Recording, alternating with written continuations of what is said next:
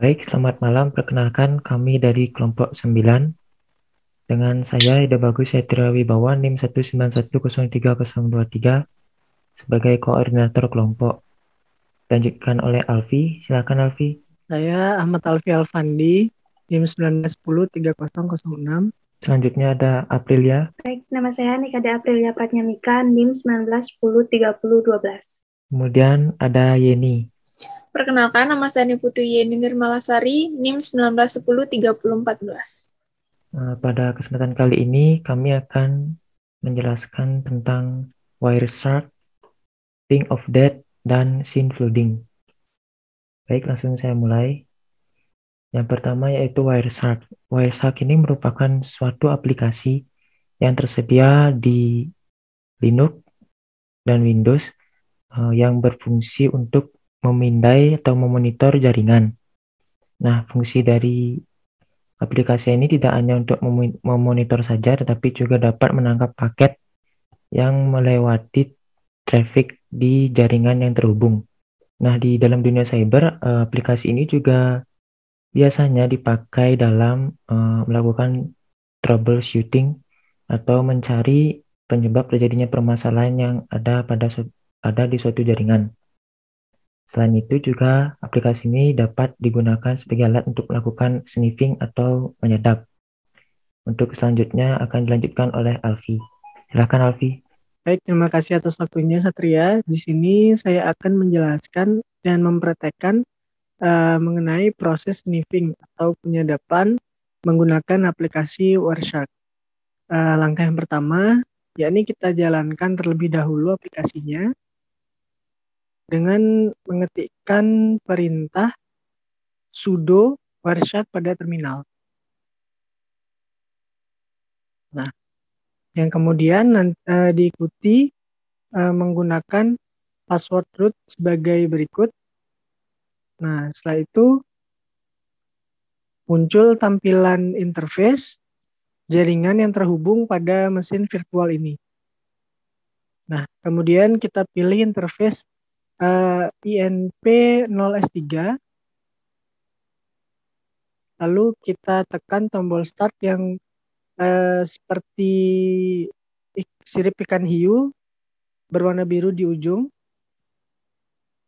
Nah, kemudian pastikan aplikasi Wireshark ini sudah berjalan dan sudah menangkap paket yang melalui jaringan seperti berikut. Ya. Setelah itu kita buka browser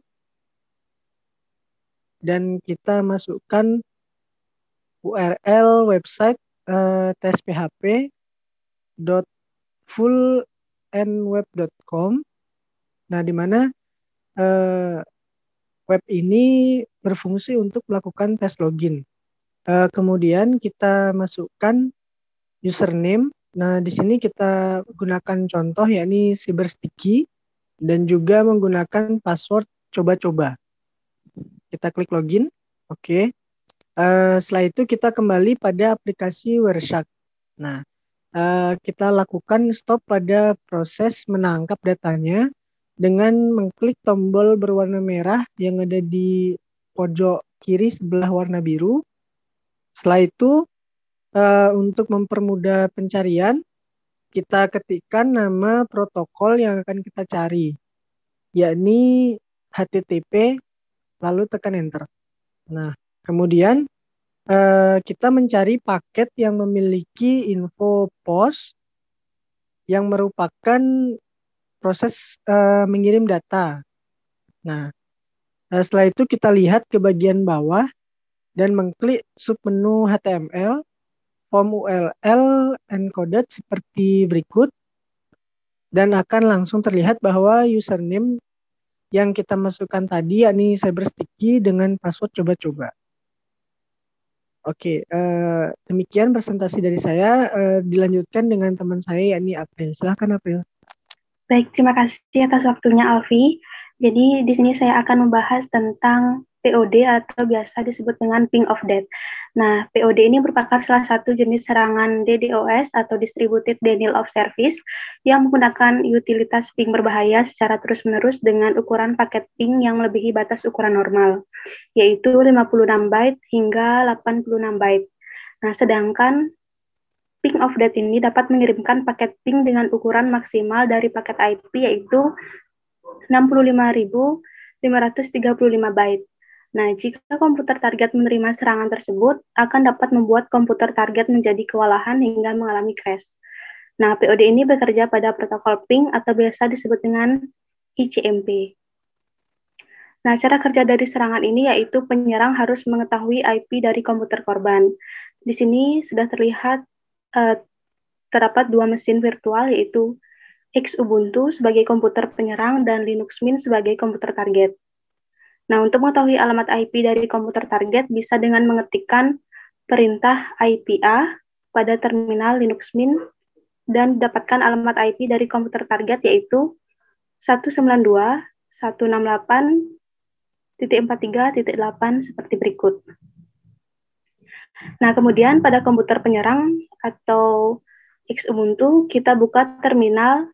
Kemudian kita pastikan tools hyping3 sudah terinstall atau belum dengan mengetikkan perintah hyping3 min version dan tekan enter. Nah, berikut itu tampilannya. Dan kemudian kita masukkan perintah untuk menyerang komputer target dengan ping of death. Kita ketikkan perintah sudo hyping3 min 1 min flood 192.168.43.8. Lalu masukkan password dan tekan enter. Nah, jadi arti dari perintah tersebut adalah memanggil perintah hyping3 dengan menggunakan protokol ICMP yang disimbolkan dengan angka min 1 dan mengirim paket sebanyak dan secepat mungkin yang disimbolkan dengan perintah min flood kepada IP address komputer target yaitu Linux Mint.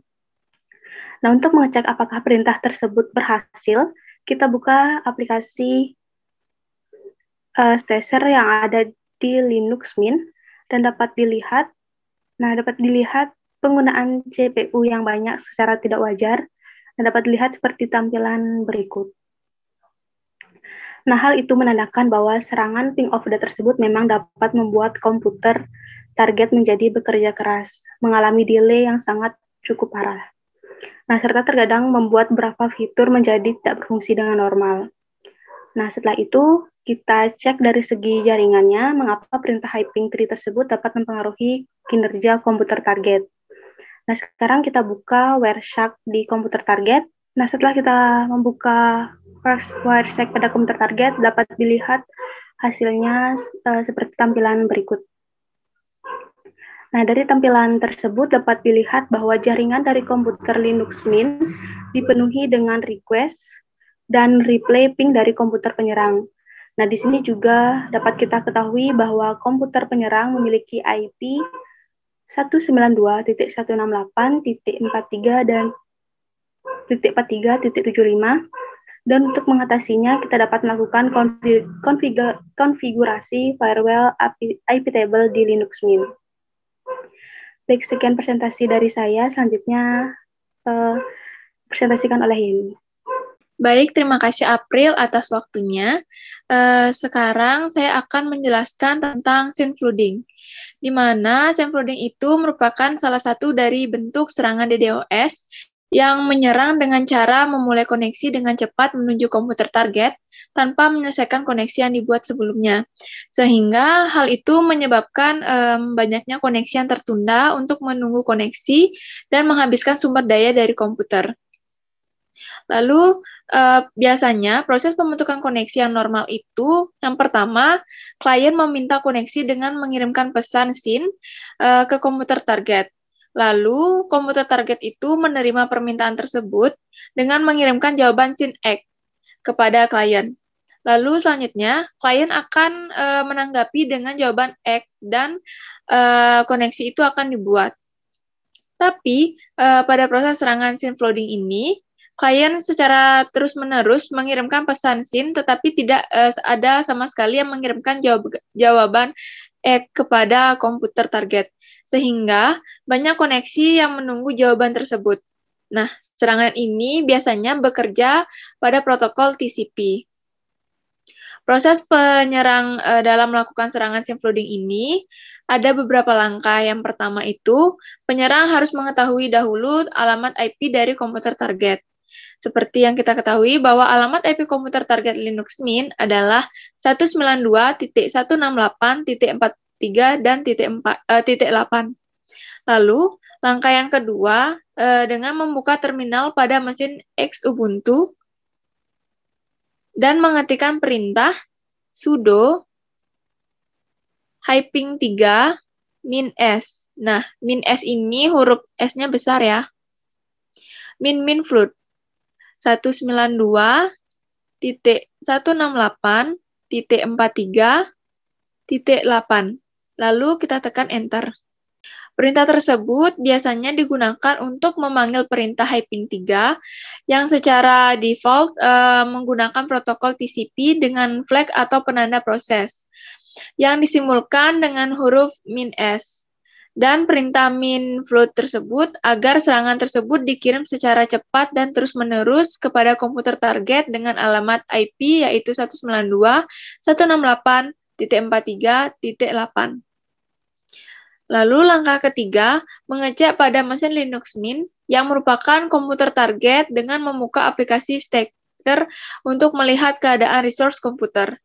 Dapat dilihat, CPU komputer target bekerja keras secara tidak wajar karena pada kondisi tersebut hanya membuka terminal, Wireshark dan aplikasi Stacker ini. Lalu langkah keempat yaitu dengan mengecek dari segi jaringan untuk mengetahui apa yang terjadi sehingga komputer target ini mengalami delay dan bahkan tidak berfungsi dengan baik. Dapat dilihat seperti yang ada di layar bahwa komputer penyerang ini mengirimkan banyak permintaan koneksi secara terus-menerus yang menyebabkan banyak koneksi yang menunggu jawaban dari komputer penyerang. Hal inilah yang menyebabkan komputer target mengalami penurunan performa karena banyak sumber daya yang digunakan untuk menanggapi proses permintaan koneksi. Dapat diketahui juga bahwa yang mengirimkan serangan tersebut berasal dari IP komputer dengan IP 192.168.43.75. Sekian presentasi dari saya serahkan kepada Satria. Baik, terima kasih Yeni. Sekian presentasi dari kelompok kami. Jika ada kesalahan kata mohon dimaafkan, kami tutup dengan terima kasih.